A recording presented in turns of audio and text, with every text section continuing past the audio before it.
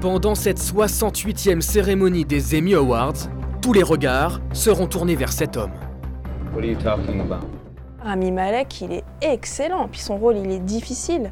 Rami Malek est quand même complètement barré. Mais il est assez extraordinaire, il a une très forte intensité dans son jeu.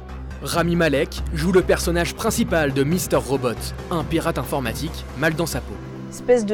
Il a un double rôle, quoi. Il a un rôle silencieux avec une voix off, et puis il a un rôle où il doit parler tout en étant dépressif, tout en nous maintenant en haleine. Enfin, son rôle, il est magnifique. Elliot, you're not saying anything. What's wrong? Nothing. Et c'est surtout lui qui incarne le personnage, c'est-à-dire qu'il l'habite, il se l'a approprié et derrière il l'a transcendé. La critique est unanime. Dans la catégorie des meilleurs acteurs dans une série dramatique, le chouchou Rami Malek sera opposé à un autre comédien apprécié mais qui fait moins parler de lui, Matthew Rice. L'espion de The Americans va-t-il faire le poids ?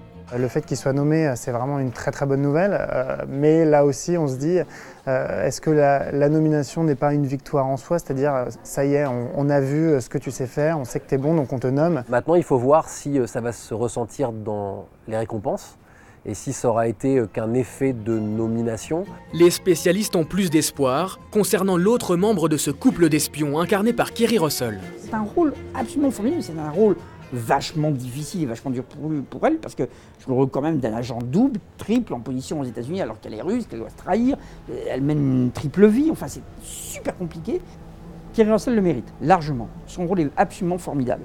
En plus, elle a 50 facettes. Son personnage, elle peut être dure, sensible, meurtrière, enfin... Non, faut récompenser ce boulot-là. Mais c'est compliqué parce qu'il faut se battre contre Claire Danes. Mais c'est pareil, Claire Danes, est-ce qu'on n'en a pas un peu marre ? Claire Danes, une habituée des Emmy Awards. Mais l'interprète de Carrie Mathison dans Homeland ne semble pas dans une position de force absolue, contrairement côté comédie à la tout aussi habituée Julia Louis-Dreyfus. A priori, Julia Louis-Dreyfus, elle est bien partie pour remporter une 5e victoire consécutive, tout simplement parce qu'elle est extraordinaire. C'est de la haute couture, son jeu. Elle est unique. The rulebook's been torn up now, and America is wiping its nasty ass with it. La performance est assez bluffante parce qu'on n'arrive pas à la détester et pourtant ce qu'elle dit est systématiquement et sans arrêt détestable. C'est vraiment énorme. La star de la série VIP croisera aux Emmy Awards la route d'acteurs et d'actrices de renom. Robin Wright, Kirsten Dunst, Kevin Spacey, John Travolta. Mais quelles sont leurs chances ? Kevin Spacey, a priori, ça va être difficile de gagner cette année. Il est nommé tous les ans, mais il n'a jamais gagné. Et quid de John Travolta, qui concourt lui dans la catégorie meilleur second rôle dans une mini-série ? Et là, il fait une espèce de comeback dans une série où il incarne le personnage de l'avocat d'O.J. Simpson, où il est juste bluffant. Pour le coup, que lui soit récompensé, ça serait aussi logique. Nous verrons donc si les votants respecteront la logique, mais aussi la diversité.